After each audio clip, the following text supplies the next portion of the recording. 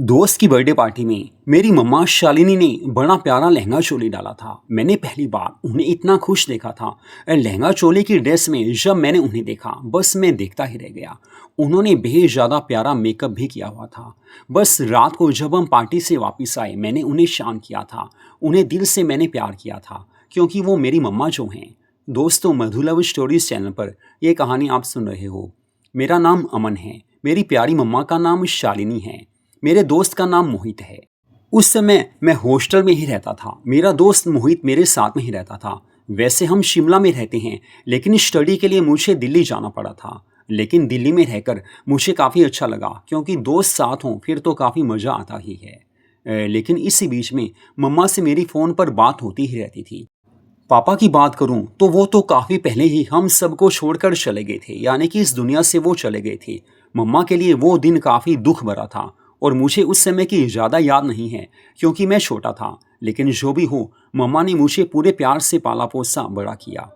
वैसे शिमला काफ़ी अच्छा सिटी है और पहाड़ी इलाके में वैसे भी सबको पूरा मज़ा आता है। एक बार मेरे दोस्त मोहित ने कहा कि चल यार शिमला चलते हैं।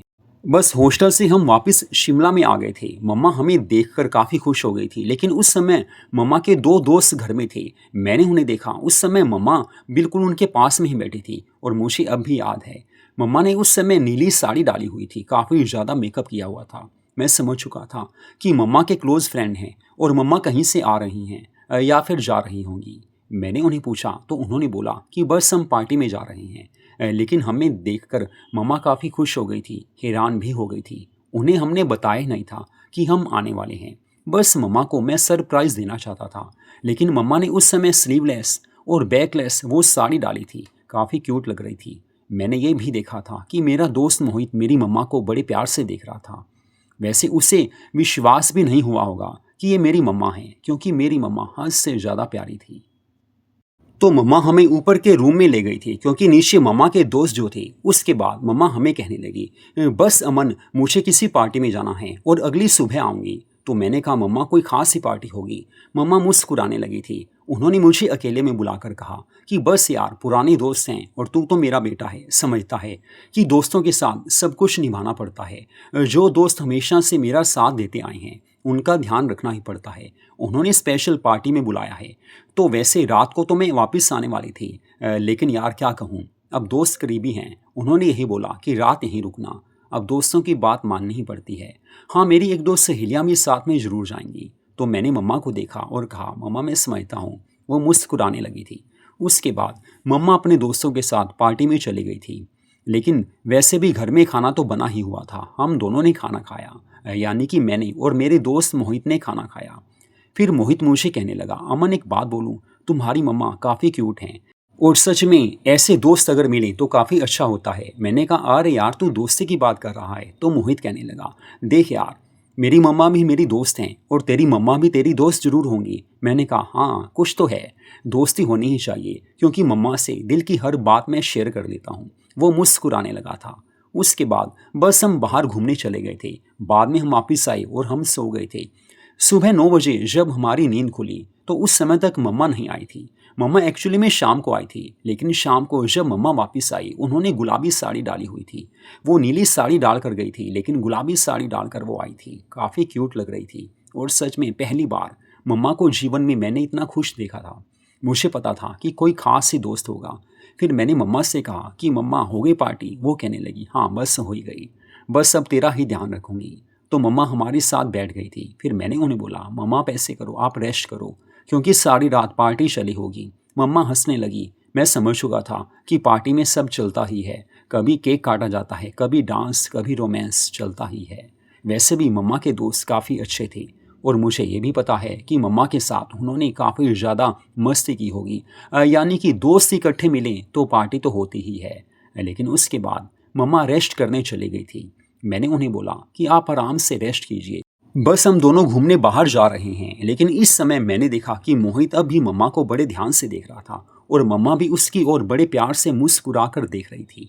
ये सब होना नेचुरल है क्योंकि हमें कोई अच्छा लगता है, प्यारा लगता है तो अपने आप निगाहें उसकी ओर चली ही जाती हैं। लेकिन तभी मेरे दोस्त का एक फ़ोन आया। वो मुझे कहने लगा कि अमन कोई काम है, तू मेरे घर आ सकता है।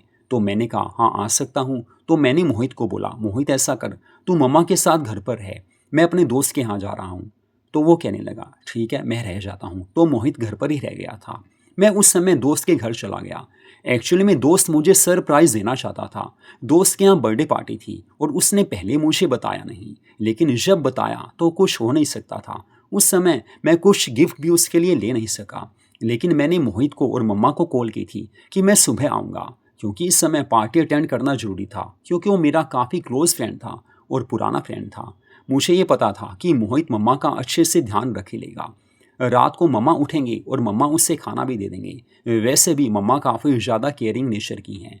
मुझे काफ़ी खुशी थी कि मैं बर्थडे पार्टी में आ गया था। अगली सुबह जब मैं घर वापस गया, उस समय मम्मा ने ब्यूटीफुल पिंक कलर की नाइटी डाली थी।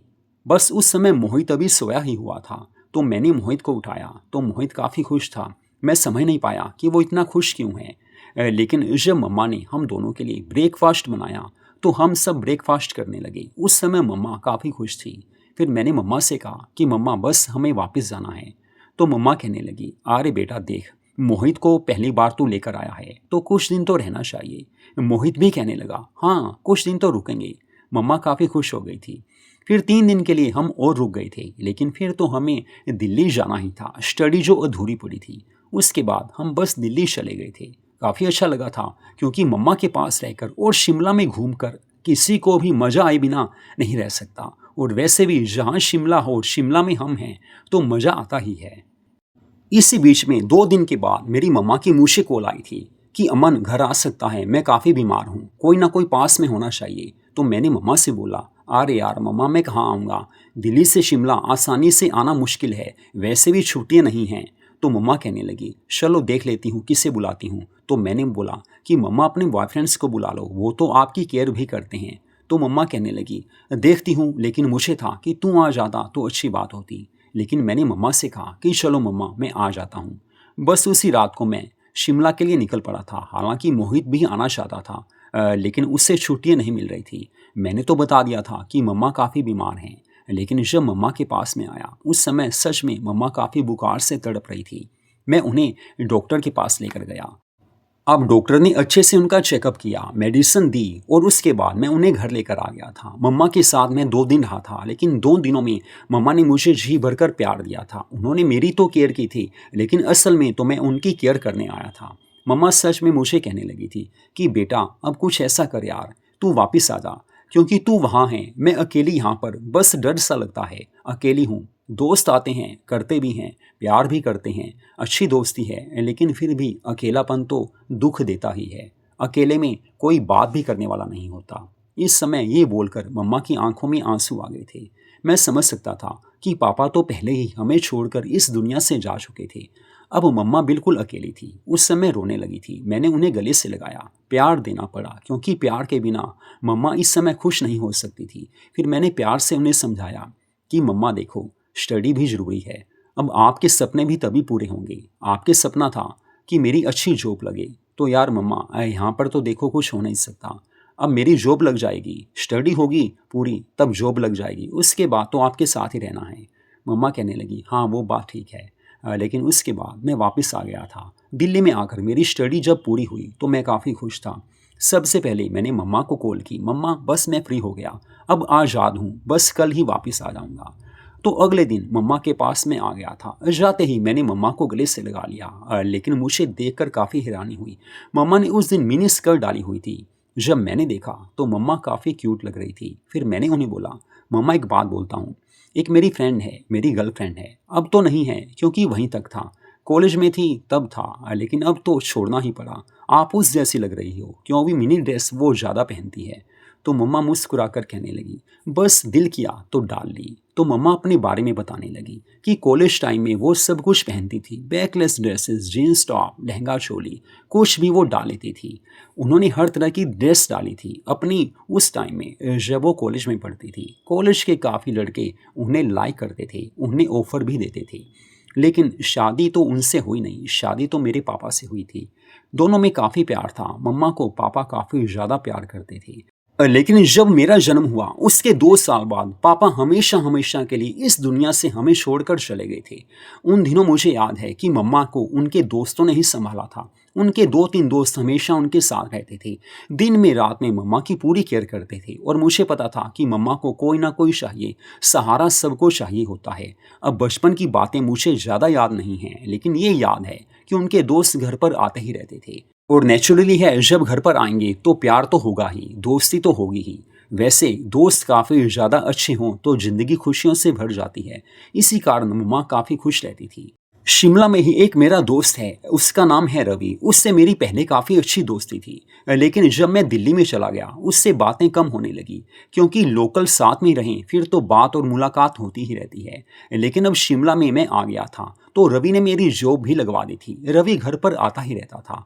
मम्मा को वो काफ़ी ज़्यादा पसंद करता था, क्योंकि बचपन से ही जब मैं उससे प्यार करता था, मेरी अच्छी दोस्ती थी, उस समय भी वो मम्मा को काफ़ी लाइक करता था। लेकिन अब वो काफ़ी यंग हो गया था, यानी कि मेरे जैसा हो गया था।